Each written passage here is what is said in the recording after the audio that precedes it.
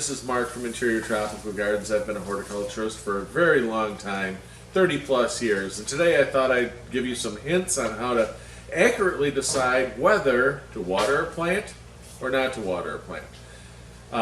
Some tools that you will need, obviously, is a watering can and a finger to be able to determine whether a plant is dry or if it's wet. We have a few selected plants here, common house plants that you may have in your home or office. And the number one reason plants die is we love them to death. Every time they get a yellow leaf, we think they need water. They get a green leaf that falls off, they need water. And that's not necessarily the case. Hey, every Saturday we don't get up and water our plants anymore. We have to decide whether a plant individually needs water one by one each time. So one way to diagnose that is just simply by weight. If the plant feels very, very light, that's one way. Visual appearance is another. Does it appear to be wilting? Would give you a clue. Or simply sticking your finger in the soil and man, this thing is really, really dry. So you can pull the plant actually out of the pot and visually observe the soil, and this is a really, really dry plant. So in order to actually hydrate this plant enough, I will want to pour water through it till water actually starts coming out the bottom of the plant.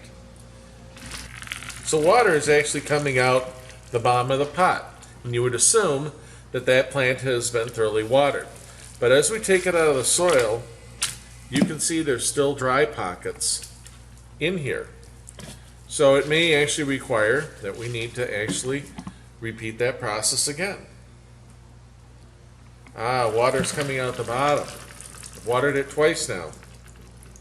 You'd think it's well watered. But look at that, there's still dry pockets in here. This plant still is not watered. I may have to do this actually 3, 4, 5, 6 times for it to actually get the proper hydration that it needs.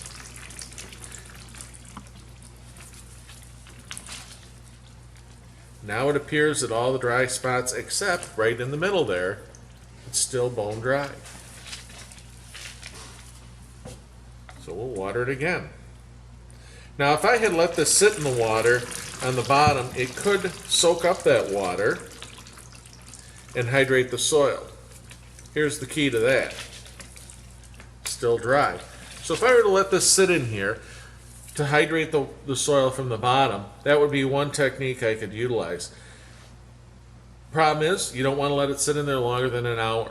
So make sure that after an hour has passed, you check the soil and you simply get rid of your extra water, and that plant would be good until the next time you repeat these processes, checking the soil, checking the weight to determine whether that plant needs water or not.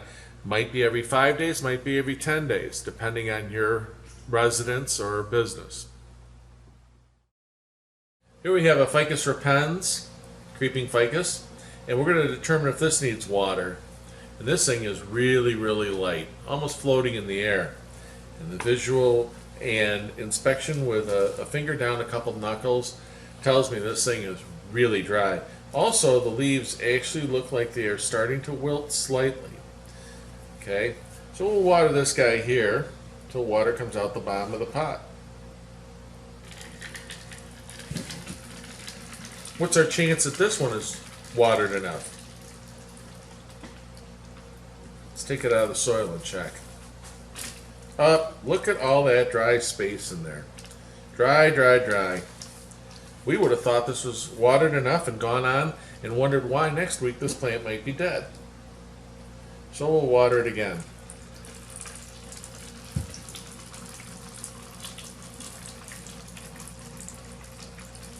Think it's watered enough?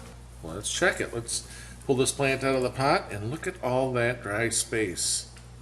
This plant still has not been watered enough, even though water is running clearly through the soil.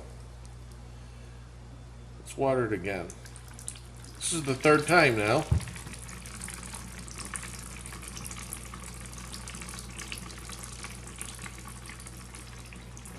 What do you think?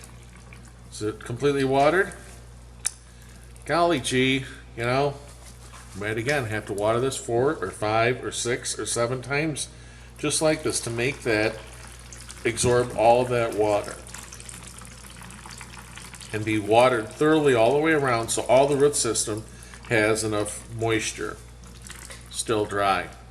Now again, I could let that sit in plenty of water. That's a lot of water for that plant to sit in. If I let it sit in there longer than an hour, I would end up starting to compromise the roots and having the roots rot. But this way, the plant can actually soak up some of that water.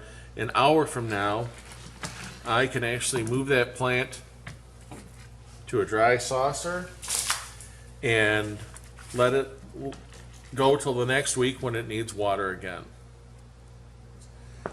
This is a Chinese evergreen, or an aglaonema. It's a shade-loving plant that you can have in your house. It does not like cool temperatures. And sometimes we end up just having to plant a plant in a pot without any drainage at all. And that becomes a bathtub. Okay? So once this plant is watered, how am I going to know if it has enough water in it? Well, I'm not going to necessarily pick it up all the time because it's heavy. So I'll inspect it with my finger around the pot, and I can tell this thing is pretty dry. So I'm going to give it water all the way around the root system to ensure that there are no dry pockets on any part. Okay, now it may seem like a lot of water, but I've got a lot of soil here to saturate. So how am I going to know if this thing's got too much water? When I transplanted this plant into this pot, I took a small piece of PVC pipe, 1/2 inch, and I put it all the way to the bottom along the side here. Now it's got a vented opening here that I can access with many different things. So as I water this plant, I may end up with, hear that bubbling? That tells me that there's water in the bottom of this pot. Okay, now I can take a regular stick and I can stick it down there and I can say, wow, there's that much water in the bottom of this pot. How am I going to get this water out of this pot? Easiest way is take a turkey baster with a straw connected to it, stick it down there and remove the water. Evacuate the water out of that with a turkey baster, and voila, your plant is well watered and it is not sitting in water and its roots will not rot.